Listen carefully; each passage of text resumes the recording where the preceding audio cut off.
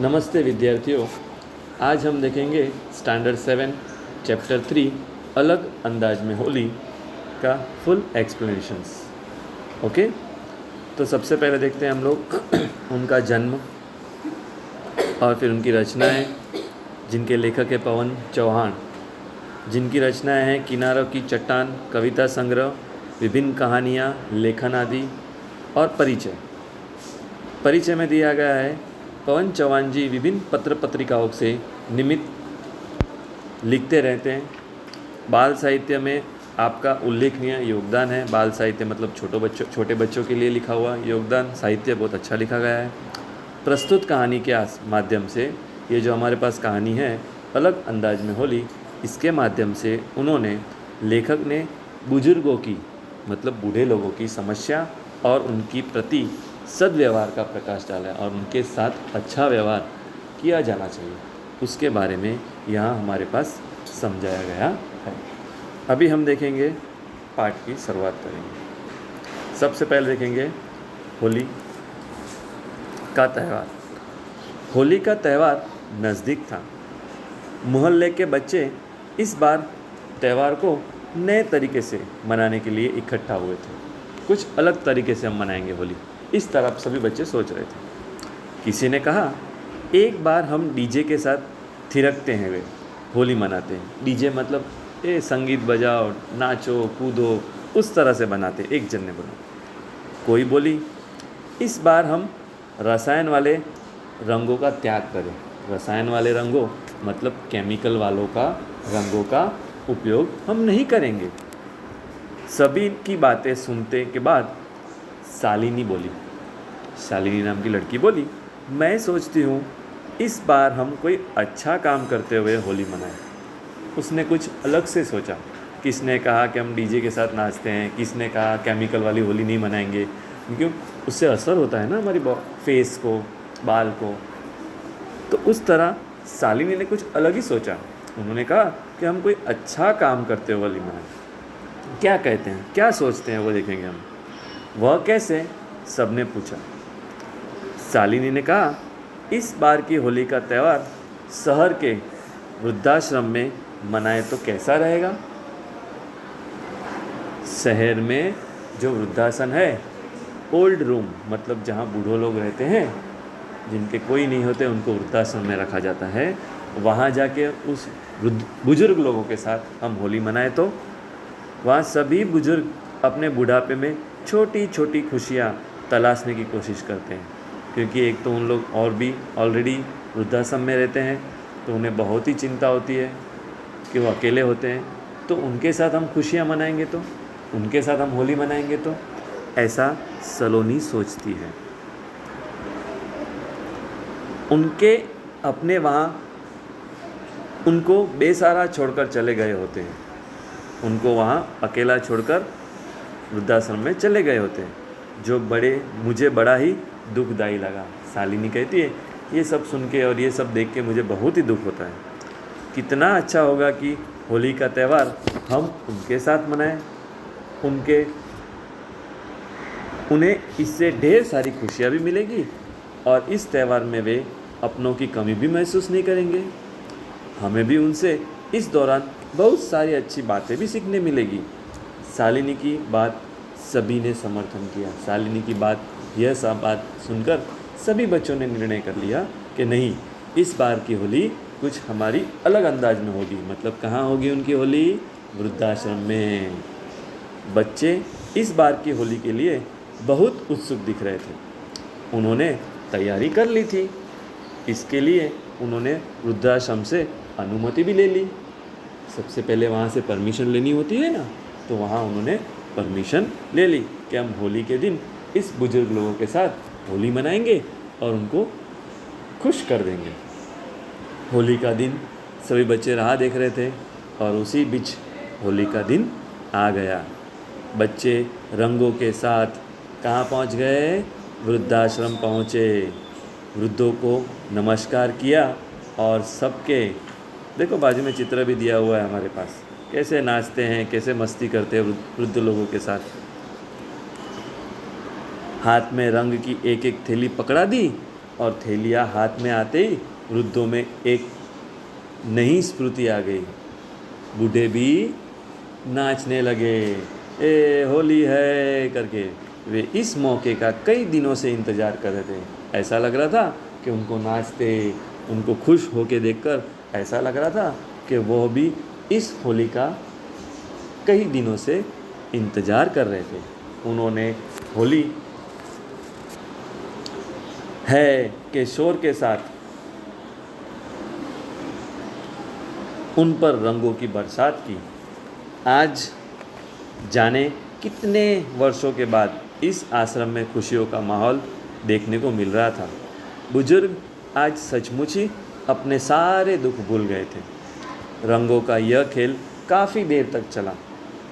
ये रंग होली उन लोग बहुत टाइम तक खेलते रहे। जब सारे थक गए तो वे वृद्धाश्रम के छोटे से पार्क में बैठ गए और सभी वृद्ध थक गए तो वो साथ ही छोटे से एक पार्क में बैठ गए। थोड़ी देर सुस्ता के उपरांत सबने भोजन किया। थोड़ी देर आराम करने के बाद उन्होंने क्या किया? भोजन किया। भोजन के बाद बुजुर्गों ने सभी बच्चों को अपनी ज़िंदगी के हंसी मजाक के किस्से सुनाए। मतलब थोड़ी हंसी मस्ती चालू हो गई।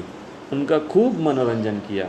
बच्चों ने उन वृद्ध लोगों का खूब मनोरंजन किया। उन्होंने कहा इस अंदाज की होली सदा याद रहेगी।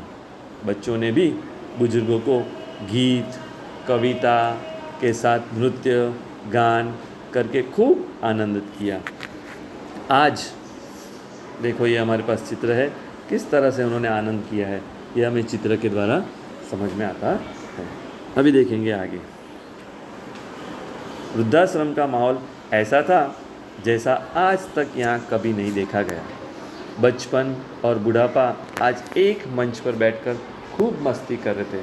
बचपन मतलब छोटे बच्चे जो होली मनाने आए थे और बूढ़े लोग, वो दोनों साथ में मिलकर इतने ही आनंद से होली मनाते हैं कि उनका कोई अंदाज नहीं होता। एक बुजुर्ग ने कहा, बच्चों ने आज हमें खुशी के पल दिए जो हमारे अपनों ने हमें कब के छीन लिए थे। एक वृद्ध ने इस तरह से किया कि हमारे बच्चों ने हमारे से इस खुशी का पल छीन लिया था जो आज इस बच्चों ने हमें वो खुशी का पल वापस लौटा दिया गया है। ये बच्चे समझदार और अच्छी सोच रखने वाले इंसान हैं। बच्चों में यह लो जलती रहनी चाहिए। लो मतलब कि इनके हृदय में इस प्रकार की प्रेरणा जलती रहनी चाहिए। मतलब ऐसी प्रेरणा और अच्छी प्रेरणा उनके दिमाग में, उनके मन में आती रहनी चाहिए। यह अब आप लोगों की जिम्मेदारी है।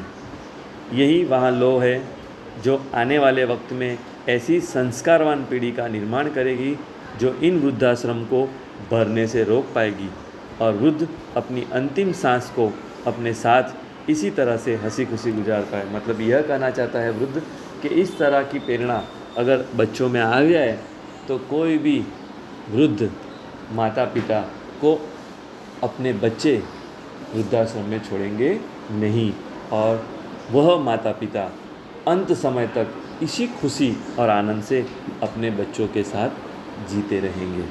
इसका अर्थ ये होता है। बुजुर्गों की बात को सभी बच्चों ने गांठ बांध लिया। बुजुर्गों की यह बात सभी बच्चों ने अपने मन में उतार ली। उन्होंने मन ही मन अपने आप से ऐसा समाज निर्माण करने का वादा कर लिया कि जहां बुजुर्गों के साथ पूरा न्याय हो सकता और वे अपनी ज़िंदगी के आखिरी दिनों तक के साथ हंसी खुशी बिता सकें। उन्होंने मनोमन इस कल्पना कर ली, एक संकल्प कर लिया कि हमें इसी तरह से हर एक वृद्ध को किसी से भी अन्याय नहीं होना चाहिए और वो हंसी खुशी अपना जीवन बिता सके। शाम होने को थी। अब बच्चों के घर वापसी के लिए बुजुर्गों से आज्ञा मांगी। शाम होने लगी। हर एक बच्चों ने किया कि दादाजी हम अभी जा रहे हैं, शाम का समय हो गया है। बुजुर्गों ने सोचा न था कि खुशियों के ये पल इतनी जल्दी बीत जाएंगे, लेकिन काफ़ी हो चुका था। अब उनको ज़्यादा समय तक नहीं रोक सकते थे। जाने से पहले बुजुर्गों ने सब बच्चों को कॉपी और पेन भेंट दी बच्चे फूले न समाये। बुजुर्गों ने क्या किया, सब बच्चे को एक कॉपी और पेन मतलब एक नोटबुक और पेन गिफ्ट में दिया कि आप लोगों ने हमारे साथ इस तरह का खुशी का माहौल आज होली के दिन, इस पवित्र होली के दिन हमारे साथ इस खुशी का माहौल बनाया, उसके लिए हमने आपको क्या दिया है, पेन और कॉपी मतलब नोटबुक। बच्चे वृद्धाश्रम के गेट के बाहर निकल रहे थे, उन्हें जाते देख बुजुर्गों की आंख भरती जा रही थी और इस तरह का आनंद छोड़कर जब बच्चे जा रहे थे तो हर एक बुजुर्गों के आंख में आंसू की बूंद दिखाई दे रही थी। वे इन नन्हे फरिश्तों का तहे दिल से शुक्रिया करते थे। आंसू के द्वारा वो हर एक बच्चों को धन्यवाद दे रहे थे, खुशी के आंसू थे। गैर होते हुए मतलब अपने नहीं थे वो बच्चे बुजुर्गों के, पराए बच्चे होते हुए भी उन्होंने अपनों को अपना सा प्यार दिया, ढेर सारी खुशियाँ दी। बच्चे मस्ती से नाचे गाते। जब अपनी बस्ती में पहुँचे तो सभी मोहल्ले वासियों ने शालिनी और उसकी टीम का तालियों से ज़ोरदार स्वागत किया। वे अपने बच्चों के द्वारा किए गए इस नेक कार्य को पर गर्व महसूस करने लगे। मतलब कि सभी शालिनी और उनके मित्र जब अपने मोहल्ले में, उनके गलियों में, उनके घर पहुँचने लगे तो मोहल्ले के सभी लोगों ने उनका बहुत स्वागत किया था और उनको बच्चों को बहुत अच्छा भी लगा। सचमुच यह एक नए प्रकार की होली है जो एक सकारात्मक सोच के साथ संपन्न हुई है। मतलब इस तरह के एक नए प्रकार की होली, एक सकारात्मक सोच मतलब एक अच्छी सोच जिससे हमारा भी फ़ायदा होता है, हम लोगों को खुश भी कर सकते हैं और हमें भी आनंद मिलता है।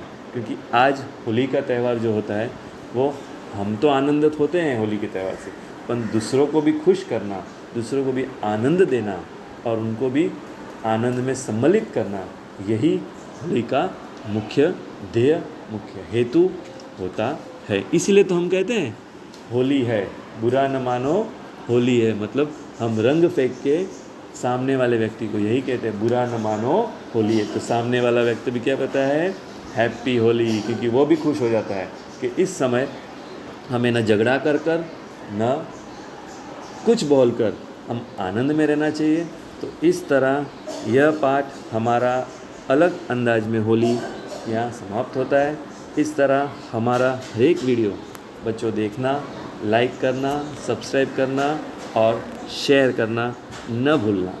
Okay, bye bye.